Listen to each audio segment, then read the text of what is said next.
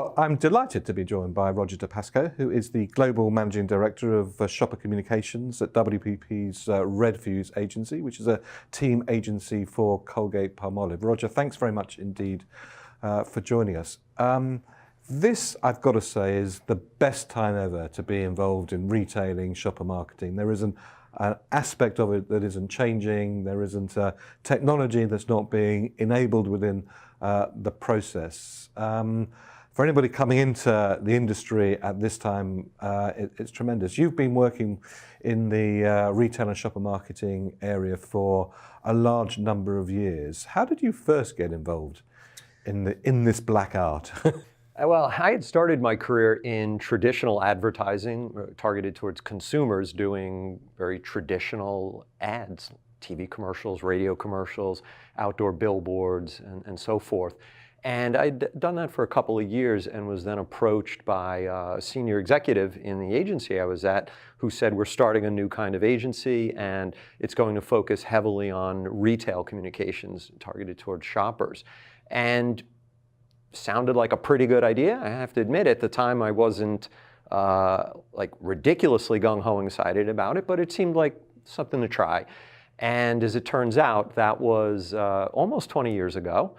And I think it was the best decision I ever made in my life in terms of my career, as things just rocketed from that point forward. And the world that you described with ever-changing retail, aided by technology and so forth, has just taken off tremendously. And I've rode that wave, and that became my career. And I suppose people are contemplating a career in this area. Why should they do it? To me, it just comes down to a good career journey. If you think about everything that the world of retail and shopper marketing involves, it will give you everything that you need for a strong, exciting career. So, for example, things like cross-functional experience. In retail and shopper marketing, whether you are on the retailer side or the manufacturer side, or you're with a solutions provider such as an agency or a consultancy, you're always collaborating with other functions. So, for example, when I service our client, Colgate-Palmolive Company, we're working with marketing, with sales, or as they say, customer development, but you're also interacting with insights, data and analytics, and even departments such as legal and finance and so forth. So it all comes together and you have to learn how to collaborate. So I'd say that strong cross-functional experience is the first benefit. The second benefit is the fact that you actually work with retailers. I think in a lot of brand marketing positions or agency positions working on brands, you don't always get to work with the retailers. And I think that gives you a good dose of reality, right? When the retail realities hit you smack in the face. I think that's really good experience to understand all of those things around that are underneath a brand, like the product and the product assortment and the pricing and the profitability and so forth. I'd also say that last but not least, you get this experience, real world experience in omni-channel marketing in today's world. So whether you are working across different retail environments or channels, experiences with hypermarkets, supermarkets, drugstores, traditional trade, mom and pop stores, club stores, et cetera. You really get to see all the different kinds of channel of retail. And then from a communication standpoint, whether you're communicating to shoppers in stores with signs, displays, experiences, mobile communications, and so forth. Or via e-commerce sites and other kinds of digital communications targeted towards shoppers, from email blasts to mobile coupons, et cetera, you're getting this experience in a real-world kind of way that you don't always get in other aspects of marketing or agency. So what advice would you give people who are contemplating a career in this space? I would say be prepared. You need to be prepared to collaborate. It goes to that whole point about cross-functionality. And collaboration is key for this complicated marketing world that we live in. Secondly, I would say be prepared to work fast. China speed, as we've been discussing. I think that's going to be the new mantra for everybody now. You've got to go China speed. Exactly. You have to work fast. You need to iterate. You need to constantly reassess what you're doing so you can move things from good to great, or improve campaigns or programs year over year if you're anniversarying them. I would also say that you need to be prepared to travel. Retail is influenced in so many different ways by so many different places around the globe.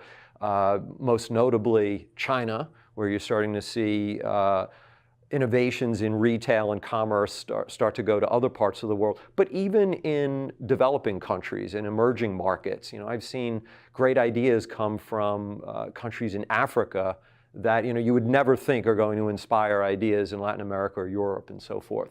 So if you can get into the world of retail and shopper marketing in a multinational or international, global way, you're going to see a lot, you're going to learn a lot, and you're going to have fun. Finally, looking back at the few years that you've been working in this space, what's your most career rewarding experience that you've had? Maybe a campaign you worked on, or a success in a particular area, or a problem you cracked? It's the answer to that question to me is something that gets back to the very first reason why I entered the marketing industry through advertising. And it may sound corny, but it's just I love the idea of marketing being able to suck money out of someone's wallet. I just always found that fascinating, that you can convince somebody to part with their money based on, at the time, advertising communications. But what I found most satisfying about the retail and shopper world is that you can relate that withdrawal of the money so much better or sharper in the world of retail and shopper marketing. So to me, I just love it when the cash register rings. To me, whatever category or product I'm working on, watching the sales get made, hopefully a profitable sale, but sales and profitability, watching that happen is great. Roger, many thanks. Thanks very much for talking to us. You're welcome. Great.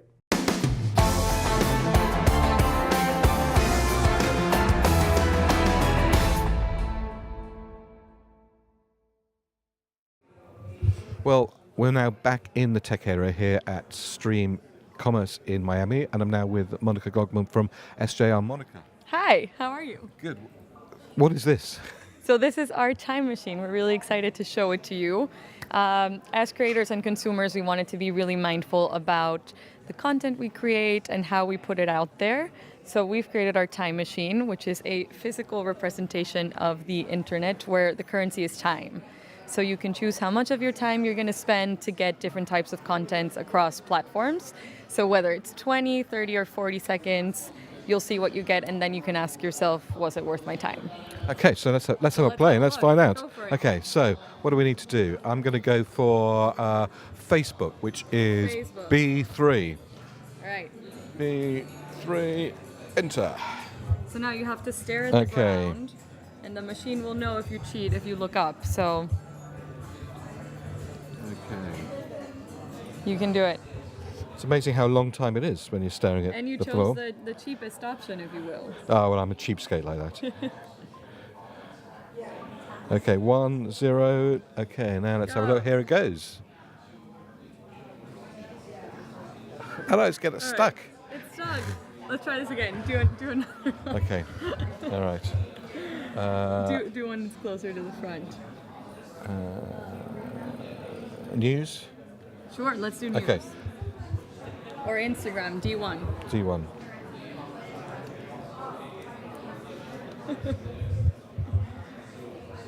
There you go. You went for 30 seconds this time. So I went for Instagram, which was D1, and it's counting down 14, 13. It's an amazing amount of time when you're staring at the floor and seeing time go literally in front of your eyes. And the whole point is to be more mindful about that time. So we'll see. Okay, now we're at 0. Let's see. Let's see. Let's see what I get here. Let me open the packet, and what have we got inside? Now for the great reveal. Great reveal. Here's my mirror. So what does it say? It says, discover tab features, video celebrities wearing workout clothing. Was it worth your time? Honestly, no. But you were more mindful about it. So that's, for some people it is worth their time, but it's more about the idea of reflecting on that. But I think you make a very good strategic point, which is, now consumers' most valuable commodity is absolutely their time. Absolutely. And they're beginning to put a physical and a financial value on it in terms of what's a good time exchange. So what are you saying to your clients about what makes a really good value time exchange between a company, a brand, and their consumers? So that'll obviously vary between their consumers, and we've tried to slip in there a few of our own content. So the orange bags actually are SJR created content, and we think the ones that make the most connection and make it more valuable are the ones that really touch your consumers or your clients on an emotional level. Obviously that'll vary by everyone, but we're asking them to think about what they're putting out there. And it's so easy to just put stuff out there on all of these platforms and not think about it because they go away, they flash before your eyes, but we want to have them think about things that are more permanent or that last longer. Well, I think it's very instructive, this. It's a good way of actually making that point. Monica from SJR, thanks very much indeed. Thank you so much. Come back again for the time machine. Thank you.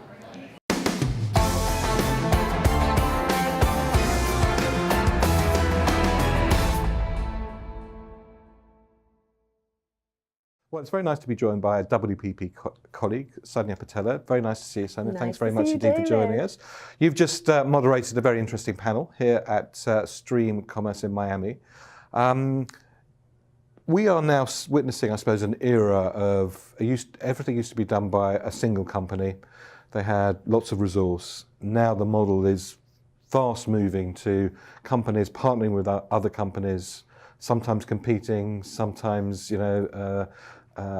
being sort of close in various different teams. That's causing quite a lot of issues in terms of how companies organize and structure themselves. And that was very much the focus of some of the discussions that you were leading on the panel. What do you think the key issues are for people who want to embrace a more partnership, a more eco sort of system, center of working? System. Yes, absolutely. It's a very interesting question, and we had a very lively discussion. It's very germane to a lot of people's sort of roles and where the industry is going. And really the conversation was focused around technology stacks and what technology can do, our ambitions, and the sort of organizational silos and complexities, if you will, that stand in the way. And the panel was really discussing that we're sort of in a place where everybody wants multi-channel, personalized commerce, right? All touch points, seamless experience for customers. They look at technology as a solution. And the reality is an Adobe stack, a Salesforce stack, even Google plus something else stack can accomplish these things. So the technology is there, it can do it. The problem in execution lies in the fact that most of us, most companies are sort of based in silos, traditional business models, and it's really difficult for people to identify who owns what piece and therefore who's executing what piece. And also, if you want your customer to have a seamless, frictionless experience, it's absolutely impossible unless your internal structures are seamless and frictionless. Yes, absolutely. And we had a very lively discussion on that topic because you have well-intentioned people, getting in and saying, we want to drive top line, so we're all aligned to drive top line. And underneath what you find out is, okay, well, now that we can do personalized content, we need to create more of it. Who's going to be manning that? Now that we have multiple data sources that have different leads, how do we integrate it? And what is the structure and the net to weave these things together? And where within the organization are the solutions coming from, or who's owning actually how do you knit all this together into something that is completely seamless where everybody is measured in the same way? Yeah, what we're finding in the cases where it works well, it's usually the mandate comes from the top. So you have executive leadership saying this is the path we're going down, and underneath what you see is sales teams, operation teams, so both supply chain, logistics, you see marketing teams, and you see sort of CIO, information technology teams. So it's really sort of an all hands on deck type of exercise, and it's really important to do this work at the beginning. We also heard on the panel many stories of people saying, okay, we're going to sign the contract, call it with Adobe. Adobe is going to create this path for us without thinking through who are the internal stakeholders that we need to have on board to think through the functional expertise that's needed to really propel this. And I suppose it's slightly ironic in a sense that now, in a sense, the technology can do what it is we want, that it's actually the people part of the equation that potentially is holding it back. Yeah, I feel like as anything with life, the humans are both the solution and the problem. And I think we had a lot of humble souls at WPP Stream Commerce discussing these issues, because the questions are new, and what technology enables us to do, we sort of need to catch up organizationally to get there, because multi-channel personal content and commerce, most organizations aren't organized that way. They're organized by channel, or maybe by marketing, or IT functionality, and the reality is these things need to work together. But the size of the prize of getting it right is ginormous, isn't it? So the pain that one has to go through in order to realize that is definitely worth it. What advice would you give companies who are in that sort of, I suppose, awkward place? They know exactly. Teenage phase. Yes, teenage phase, the yes, nasty teenage phase. Yes, we have a lot of pimply phases. Gosh, yes, I remember those days. Yeah. They know where the prize is, but getting there is the problem at the moment. What advice would you give from the experience you've had so far? Think through the organizational structure first. Before you even start evaluating the technology, think about, okay, am I going to change my logistics model? The technology is going to enable us to be much more flexible about how we change pricing. We're going to need a lot more content, so we need to get marketing people involved. So you need to think through what is the right org structure, find the relevant stakeholders, empower them, tell them the mandate is to be collaborative, and then unleash yourself on the sort of technology, infrastructure, and deployment that gets you to this beautiful, seamless experience with the customer that appreciates it and knows no pains of how you got there.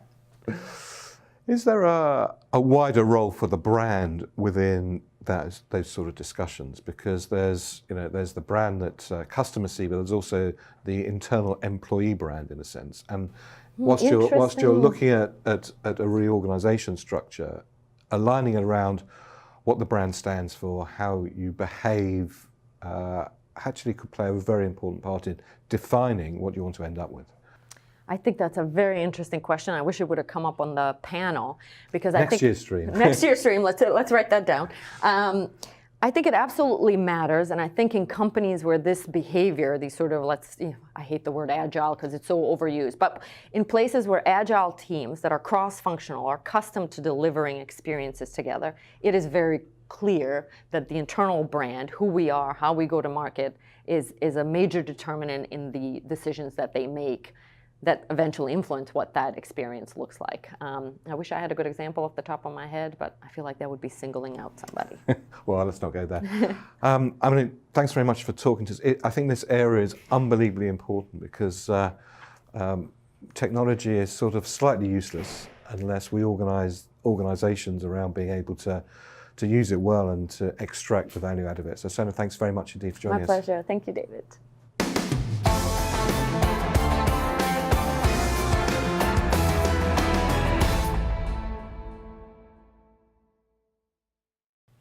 Well, we've almost come to the end. Thank you very much indeed for watching this special edition live from Stream Commerce 2019.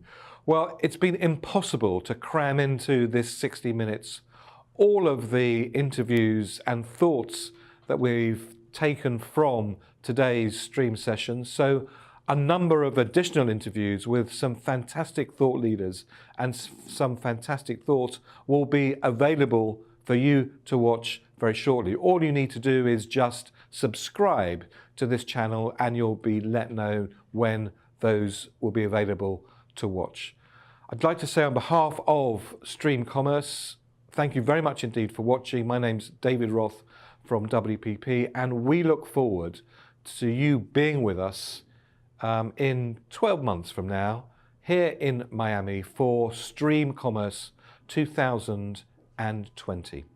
Thanks very much indeed for watching.